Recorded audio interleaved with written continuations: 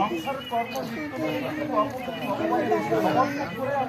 করি, আমার করার কাজ নাই। এই জায়গাটাই যদি মায়া চালানো যাবে না, এইটি আমরা হ্যালো এই অল্প সুখটা ত্যাগ করা তুমি যোগাযোগ করবো তার সাথে আমি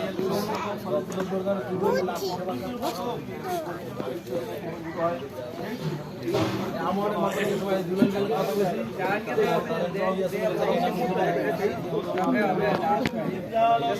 এমন এক সময় তুমি আয় যেসব ভোগ করলে বসে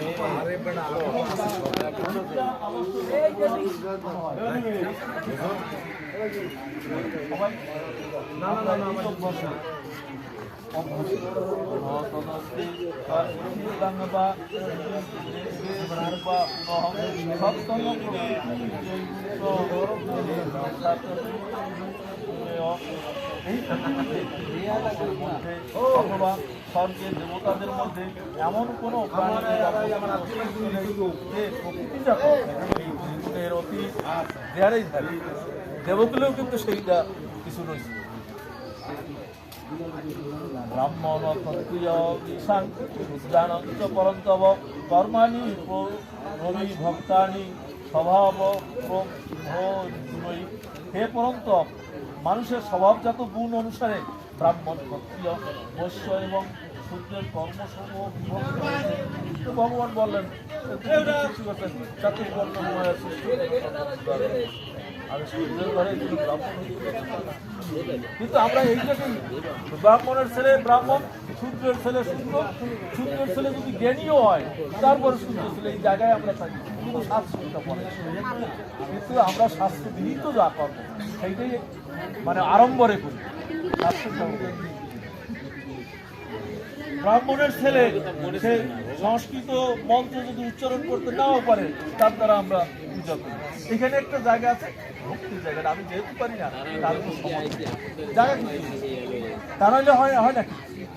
এখন আমরা কিন্তু জ্ঞানী যদি হয়, আপনার বৈদিক কাজ যে জ্ঞানী ব্যক্তি শাস্ত্রবিহিত জ্ঞান যার, যে কোনো কেউ এই বৈদিক কর্ম করতে পারে। চাতুর্বর্ণ ময়াসৃষ্ট গুণকর্ম ভগবান তার শাস্ত্র বলা হয়েছে যে আমি কর্মের অনুযায়ী আমি এই চারটি বর্ণের সৃষ্টি।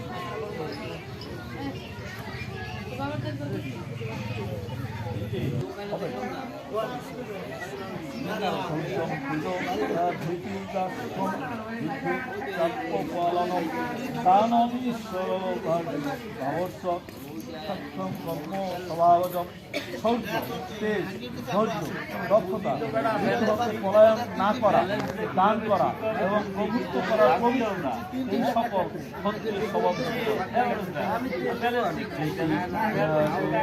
বাণিজ্য ভালো বীজ বপন করে, পরিচর্যা করে, ফসল তো থাকবে ভালো হবে। এটাই কিন্তু শিক্ষা। একজন ছাত্র ভালো যদি পড়াশোনা করে এবং ভালো রেজাল্ট তো হবে না, পড়াশোনা ভালো না করলে, নিয়মিত না চললে, এটাই তার কিন্তু শিক্ষা। ভালো ফল অর্জন করে একজন ছাত্রের ভালো শিক্ষা। একজন কৃষক ভালো কর্ম করাই তার জন্য যত প্রবৃত্তি ভূতানাং এন সর্বম বিনন্ততম সকর্মণতম আচার্য সিদ্ধি নিন্দতি মানব। যে পরমেশ্বর হতে সমস্ত প্রাণীর উৎপত্তি এবং যিনি সমস্ত জগতে পরিব্যাপ্ত হয়ে আছেন, নিজের স্বাভাবিক কর্মের দ্বারা তার অর্চনা করে মানুষ পরম শান্তি লাভ করতে পারে। ভগবান শব্দ আগে দেখেন, আমরা একটু ব্যতিক্রমী কথা, যেমন আমাদের এই যে অস্তিত্ব, যেমন মহাশক্তি সূর্য, আমরা কিন্তু এই বাস্তব জগতে দেখি। আগে কিন্তু যারা যার যজ্ঞ করতো সেখানে কিন্তু গাছের পুজো হইতো, বায়ুর পুজো হইতো, জলের পুজো হইতো, মাটির পুজো হইতো। কিন্তু এখান থেকে আমরা কিছুটা হয়ে যায়, পঞ্চ করে পূজা করলে তো হয়, কিন্তু তারপরে কিন্তু আমরা অনেকটা বিস্তৃত হয়ে আসি। এই পৃথিবীর মহাশক্তি সূর্য, সূর্য না থাকলে, সূর্য শক্তি না থাকলে আমরা জীব কুল কেউ তো বাঁচি। অক্সিজেন, উদ্ভিদ অক্সিজেন দেয়, তাহলে প্রত্যক্ষ আমরা যে বাসাই রাখতেছে এই প্রত্যক্ষ জগতের কথা বলি, পর জগতের কথা বলি। প্রত্যক্ষ জগতে যিনি আমরা বাসাই রাখতেছে, অক্সিজেন গ্রহণ না করলে আমরা বাঁচি না। দেখে না, উদ্ভিদ দেয়, কার্বন ডাইঅক্সাইড গ্রহণ, মানে উদ্ভিদ কার্বন ডাইঅক্সাইড গ্রহণ করে অক্সিজেন ছাড়ে। এই অক্সিজেন আমরা গ্রহণ করি, আমরা কার্বন ডাইঅক্সাইড ছাড়ি।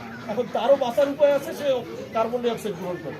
আর সূর্যের তাপের ফলে উদ্ভিদ অক্সিজেন উৎপন্ন করে, আলোর ফলে তাপের খাদ্য জীবটা খাদ্য তৈরি না করলে সে বাঁচতে পারবে না। খাদ্য সে তৈরি করবে আলোর তাপের মধ্য দিয়া, সেই খাদ্য তৈরি করে সে অক্সিজেন ছাড়ে, সেই